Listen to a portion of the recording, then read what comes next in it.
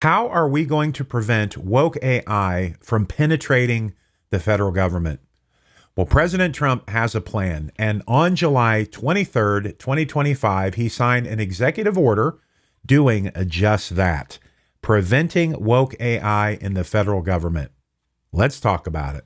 Welcome to the API for Everyone Daily Brief. This video is in stark contrast to the one I did yesterday, if you want to see it right here, on the Department of Education, and they're working on redefining the grant process and making sure to put AI programs that are focused on equity to the front of the line of funding. And I think that's a good, smart thing. This particular executive order, in again, stark contrast, is directing federal agencies to avoid using or buying any large language models that incorporate what the order calls ideological bias, especially anything related to diversity, equity, and inclusion, DEI. Now, I want to make one thing perfectly clear with this video. This is not a political video. I am approaching this from a journalistic point of view, number one. Number two, I approach these things not from a political ideology, but from just what are the rules of the playing field, so I can figure this out and help as many people as possible. And when you see on one side of the fence that we want to help as many people as possible, on the other side, we are fighting what is truth. At the end of the day, that's really what this is about. What is truth? And we're going to talk a bit about that as we continue with this video. That's a challenge. Now, my personal opinion on DEI is a bit irrelevant here, but if you want to know my bias as I report this and talk about it, I believe that DEI in theory is a very good thing. I think it started out as something very good. People with big hearts that want to absolutely equalize the playing field and make everything fair for everybody. I do believe it got weaponized over the years, and like everything that politics touches, it becomes pure poison. And that's where we're at today. So the pendulum swung way to one side, and now we're seeing it swing way to the other side. And the problem with these massive swings is all the people in the middle, they're not benefiting from any of this. And that's what's the most unfortunate. Let's talk about what this order says and covers in just super plain English here. AI is becoming central to American life, everything from learning to communication and everything else in between. I don't think there's any debate or argument there. It is going to impact us in really almost every aspect of our lives. But if AI models are trained with social agendas like DEI, diversity, equity, and inclusion, the order argues that this might distort the truth or become unreliable. This is a conversation we have to have that's much deeper. The what is truth conversation. Everything is going to have an agenda. Everything here is social in some aspect. So what is truth and who gets to define the truth? And understand, all of you out there, if we are not paying attention, if we are not putting our voices out there to be heard, then they're going to define what the truth is for us. So we need to make sure that we do have a voice here. So that's number one. Two, they have specific concerns voiced in this executive order.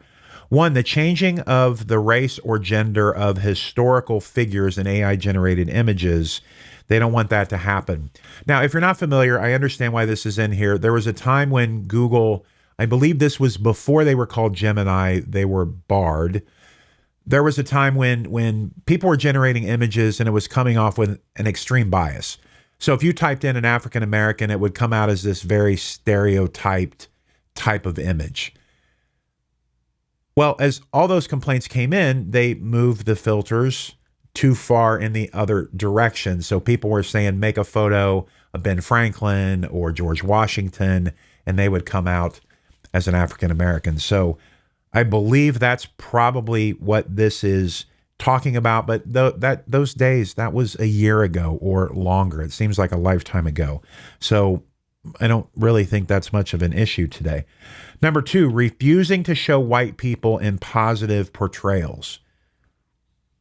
Okay, this is something that I haven't seen or experienced. So if this is happening, leave it in the comment section. Let me know where you've ran into this, but this is not something that I've seen in any way, shape, or form. And number 3 here, prioritizing identity respect like gender pronouns over critical decisions like during a hypothetical apocalypse. Yes, all this kind of sounds like a little fear mongering to me. And then the other purpose here is the federal government should avoid buying AI tools that favor ideology over facts. But again, the question is, what is truth? What are facts? And who gets to make those decisions? Okay, so let's talk about the unbiased AI principles here. Federal agencies are ordered to only procure AI models that meet these 2 criteria. Here's the 2 things. Number 1, truth seeking.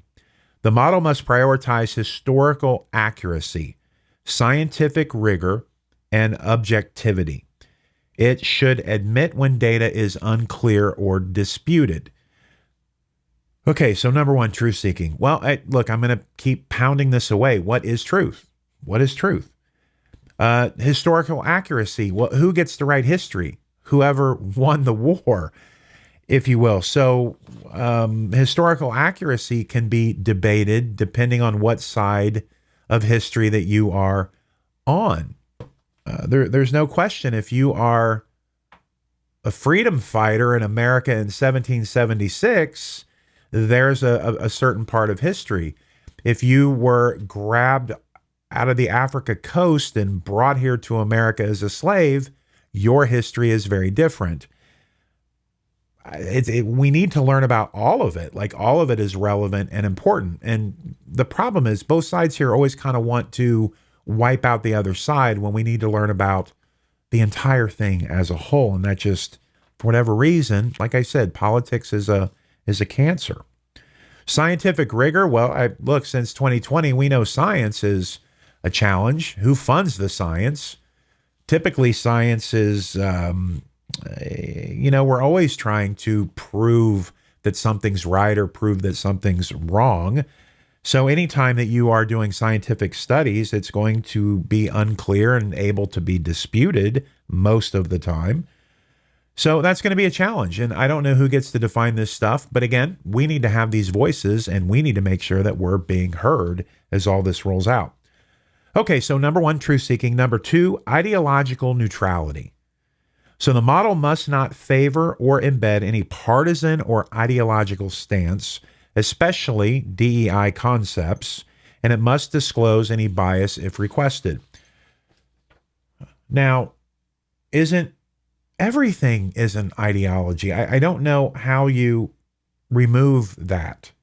I have my ideology, you have your ideology, everybody has their ideology. And to say that that can't seep in some way, that's not even possible. On the DEI concepts, AI is the great equalizer, and we do need to make sure that we are getting literacy into under-resourced and underserved communities, because this gives them that, again, I'm going to say it over and over, this equalized playing field to be able to improve their lives, make a difference, make them more marketable in the workplace, and keep them viable over the long term here as everything moves forward. And if we don't do that, it is going to be a detriment to our society. The executive order does lay out an implementation plan. The Office of Management and Budget, OMB, has 120 days to provide the guidance needed on how to apply all of these new rules. Vendors will not need to expose proprietary technology like model weights, but they are going to have to show that their model aligns with an unbiased AI principles that are put here. Federal contracts must include terms that require vendors to meet these principles, and to charge vendors if the government has to come in and shut them down for not complying. So you can't just come in, make your tweaks, bring them back after they're approved and make changes. So there is going to be a penalty if that happens. But exceptions can be made for national security applications. The old federal government can always throw national security at us when they want to do when they want a free pass to do whatever they want. It is my understanding that this does not override any existing laws that are currently on the books.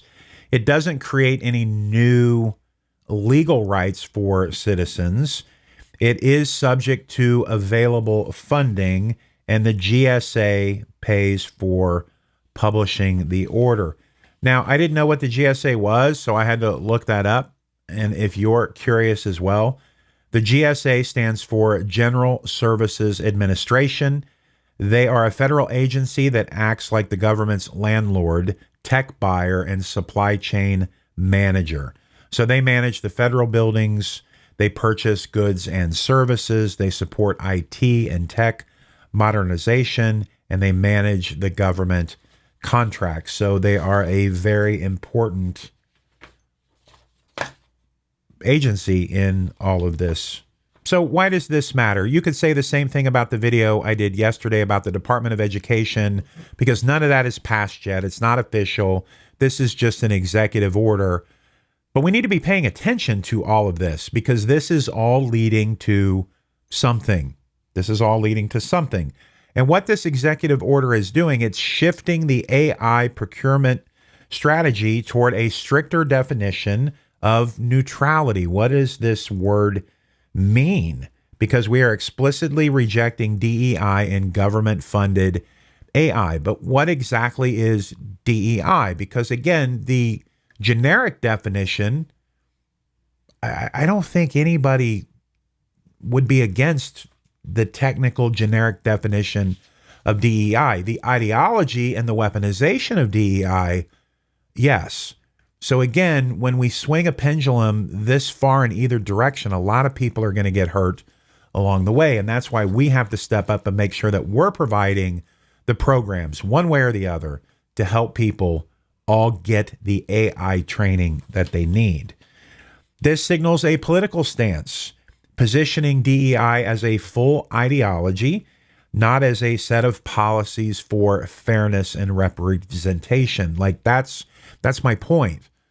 And look, you can blame whatever side you want to blame here. It doesn't matter. We, the people, have to step up and do what these brats that are in power don't seem to want to do. And if we need to find our funding in other places, then we need to do that. Okay? We need to figure this out together, really as a global community, because this is going to impact all of us. All right, and federal vendors, including AI companies and contractors, will need to prove ideological neutrality if they want government contracts. And this is going to be a challenge to know exactly what this means, because I'm definitely not woke.